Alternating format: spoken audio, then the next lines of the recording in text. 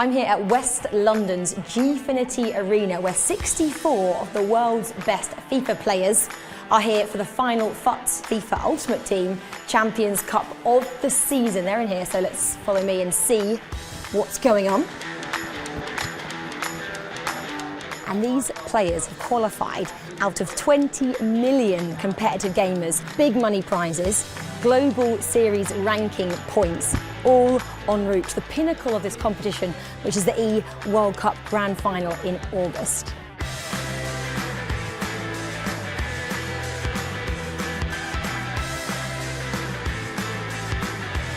Julian, as a former Premier League player, now involved in the FIFA scene, just start at the beginning, how did you get involved in it?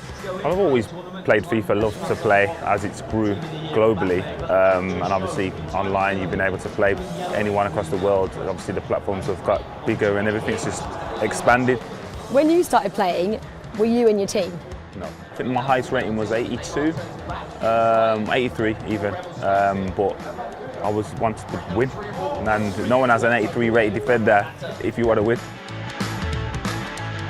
I still make a lot of football and FIFA videos on YouTube, and through that I got the opportunity to start presenting at some very early FIFA esports events, and I started a series on my YouTube channel called The Game Academy, which is kind of like an apprentice type series. We had like 10,000 applicants, and this guy called Harry Hesketh, who's now known as #Harry, won, and he was our first signing. So we signed a player before there was actually a FIFA esports scene.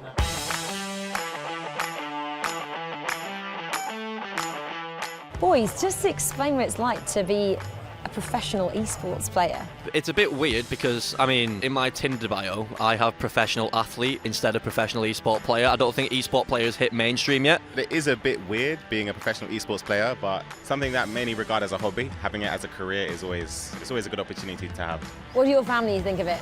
When I had my first tournament, it was in Munich, and at first my mum rejected it. Turns out that it is legit. She thought it was like a corner setup, you know, where they'll sell my body parts. But yeah, it's actually, it's pretty legit. I just wanted to show you the scale of these kind of events and how awesome the studio is here. You can just see some casters who are practicing down there, and then way behind them you can see where all the players sit. They sit next to each other, which is pretty intense. And we have an analysis desk down in front, and then way over that side is where the commentators are. So they're all in one room, and it's super electric once all the games are going on. Into the box, Ronaldo off the ball! People who don't know the game, when you tell them what your job is, what is their reaction? When I said it a couple years ago, you've got to sit there and explain what the hell you're doing, because they kind of look with a raised eyebrow. Now it's kind of easier to explain. You kind of have the perfect job. You play FIFA and you get to travel the world. Traveling thing's an interesting one. To be traveling to Dubai, Vegas, you know, that's crazy. I just thought it was something in your room. Me too. You've played at a World Cup. I have. Just Thanks for bringing that up. I know, just massaging his ego here. Yeah. These guys get to play in their equivalent. That's what these events are all about. Is it similar in terms of pressure? How is it for them? I would assume so. A lot of these guys are representing teams. They're representing countries now. That's adding a level of pressure that they probably never had before. And also on top of that, it's a reward for all the hard work that you put into it, because they put so much time into it behind the scenes. I don't even think people can really appreciate how much time it takes to be a professional at this level. And the best player is F2Tekkz. My kids are like, he's bigger than Messi. They know who he is. Oh yeah. We are all so excited about this next match. It is F2Tekkz. He has just won the inaugural EPL with Liverpool, taking on Msdossary. Which way is it going to go? We're kind of thinking it might be F2Tekkz. He's the man to beat. He's the man in form. And it's going to open up the score just 3 minutes in. Plays it across into the goal! To Cristiano Ronaldo inside to Pele, it's an open goal! Yeah, Msdossary playing top quality FIFA again in London. What does it mean to win a tournament like this? Not just the $50,000 prize money that you get, but the points as well? Actually, we always play for our fans, we play for pride.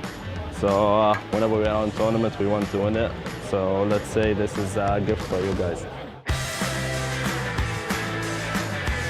It's going so big. I know the speculation of it being Olympic sport. So, as I said, the way it's going, the sky's the limit for this. I always felt once the real football world starts getting involved, then things are going to kick on, and I think we've certainly seen that. The clubs that want to get involved, it's great to have them, but I think they can complement each other. The esports expertise with the football club expertise, together we can tick all the boxes and be all things to modern day football fans.